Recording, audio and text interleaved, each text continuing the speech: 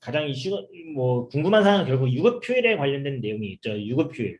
유급휴일의 개념은 이제 근로를 제공하였더라면 지급받을 수 있었던 금액을 지급받으면서 근로 제공 의무가 없는 것으로 정해진 날. 이것을 유급휴일이라고 합니다. 즉 쉬지만 돈을 받는 날이라고 보시면 되는데 휴일의 종류는 이제 크게 두 가지가 있습니다. 이제 법정 휴일, 법에서 정해진 휴일이 있고 약정 휴일. 회사가 정하거나 회사와 근로자들이 합의해서 정해진 휴일 이렇게 볼 수 있습니다. 이 법정 휴일 같은 경우는 이제 근로자의 날, 이제 다음 이번 주 일요일이 이제 근로자의 날, 그리고 주휴일 매주 일에 발주해야 되는 주휴일, 그리고 관공서 공휴일이 이렇게가 있고 약정 휴일 같은 경우는 뭐 없는 사업장도 있을 것이고 있는 사업장은 이제 창립 기념일 같은 경우를 약정 휴일로 정하거나 뭐 노동조합이 있는 사업장은 노조 창립일을 약정휴일로 정하거나 또는 이제 뭐 연말에 이제 좀 정리를 하는 차원에서 12월 31일 또는 그런 12월 31일 같은 날을 이제 약정휴일로 정하거나 이런 식으로 운영을 할 수가 있습니다. 그래서 그 약정 네, 이렇게 보실 수 있을 것 같습니다. 그래서 일반적으로 법정 휴일은 특별한 사정이 없으면 유급휴일로 처리가 되는 것이고 약정휴일도 뭐 무급으로 처리한다는 특약이 없으면은 약정 유급으로 처리를 하는 것이라고 보시면 될 것 같습니다. 그럼 이제 주휴일에 대해서 조금 한번 제가 설명해 드리면은 법에서 규정되어 있는 거는 일주일에 평균 1회 이상의 유급휴일을 보장해야 된다. 이게 주휴일이라고 되어 있습니다. 그래서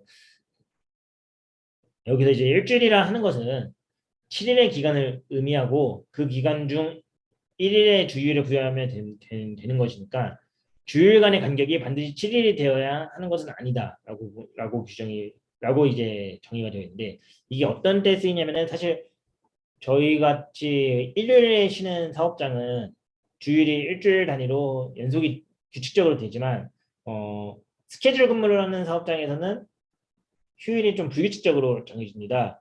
뭐 어떨 때는 월요일에 쉬는 경우도 있고 어떨 때는 수요일에 쉬는 경우도 있는데 월요일과 수요일의 차이가 한 9일 정도가 난다고 해서 그러면은 주일을 부여하지 않은 거냐 이런 개념이 아니라 결과적으로 어, 평균적으로 월요일부터 일요일 사이에 월요일에 휴일을 주었고 또 그 다음 주 월요일부터 일요일 사이에 수요일에 휴일을 주었기 때문에 7일의 간격이 아니더라도 주일은 부여되었다라고 보시면 될 것 같습니다.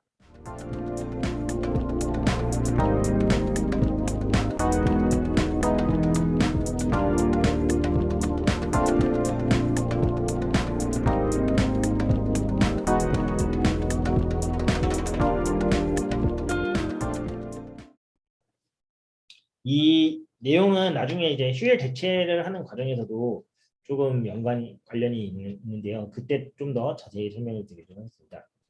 그래서 법정휴일과 관련된 근거들이 있는데 이제 여기서 하나 알아야 되는 거는 이제 법정 휴일을 정한 법이 두 가지가 있죠.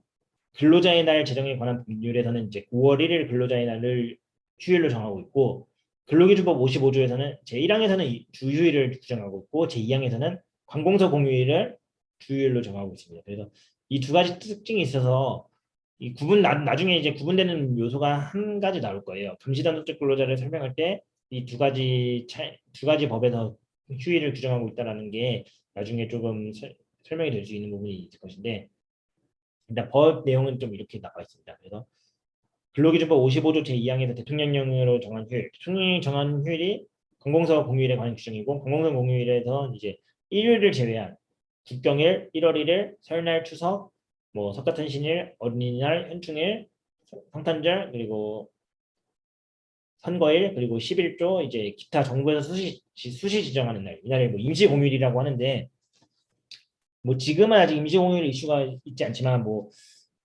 임시 공휴일은 정말 정부가 휴일이 너무 없어서 지정하거나 뭐 샌드위치와 같은 성격이 있어서 휴일로 지정하는 그런 날이 임시 공휴일이 됩니다. 그래서 다음 주 토요일 같은 경우에 다음 주 금요일 같은 경우 5월 6일 같은 경우를 어떻게 보면은 정부에서 임시 공휴일로 고려를 할 수도 있을 법한데 이번에는 그냥 넘어간 것 같아요. 아무래도 이제 정부가 교체가 되는 과정이기 때문에 크게 신경을 쓰지 않고 이런 부분을 신경 쓰지 않고 그냥 넘어가는 부분인 것 같은데 아마 새 정부가 만약에 5월 10일이 아니라 4월 10달에 시작이 되었다고 한다면 5월 6일에 임시공휴일을 좀 고려를 하지 않았을까 그런 부분도 좀 있었을 것 같습니다. 그래서 임시공휴일 같은 경우는 사실 언제 지정이 될지 모르기 때문에 공휴일로 지정된다는 게 있으면은 이 휴일과 관련된 규정이 적용된다라고 보시면 될 것 같습니다. 그럼 이제 유급 휴일에 대해서 임금 지급과 관련된 내용이 들어가는데 일단 두 가지 성격을 좀 봐야 될 것 같아요.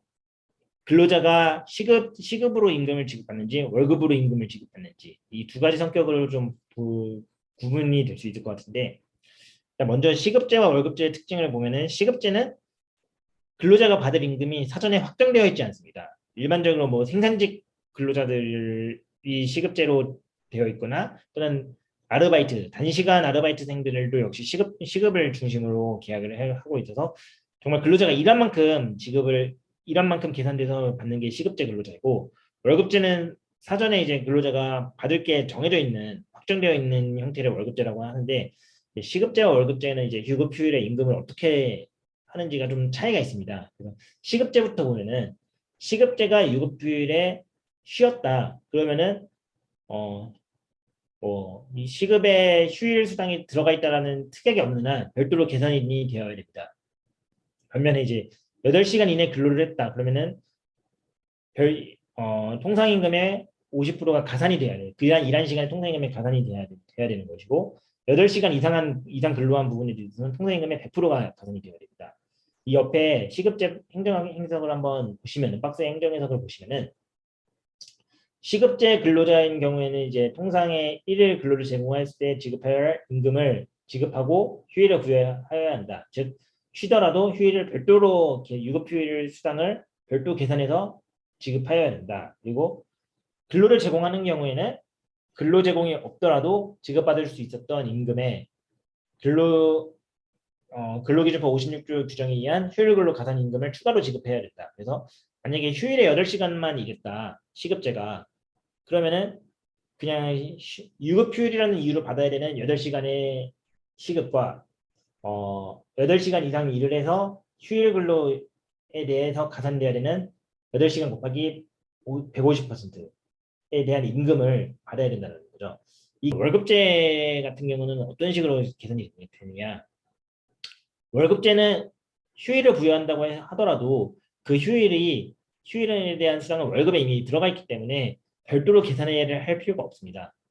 반대로 이제 반면에 이제 8시간 이내 근로를 하거나 8시간 이상 근로를 하면은 근로기준법에 따라서 휴일 근로 수당으로 계산을 해서 줘야 되는 것은 마찬가지지만 저희 옆에 행정해석을 보시면은 매월 고정적인 임금을 지급받는 월급 근로자에게는 당해 월 소정 근로일수나 유급휴일이 어느 날에 속하든지에 관계없이 지급하기로 한 소정의 월급 금액을 지급하면 된다. 즉 시급제처럼 별도로 계산을 할 필요는 없다라고 보시면 될 것 같습니다.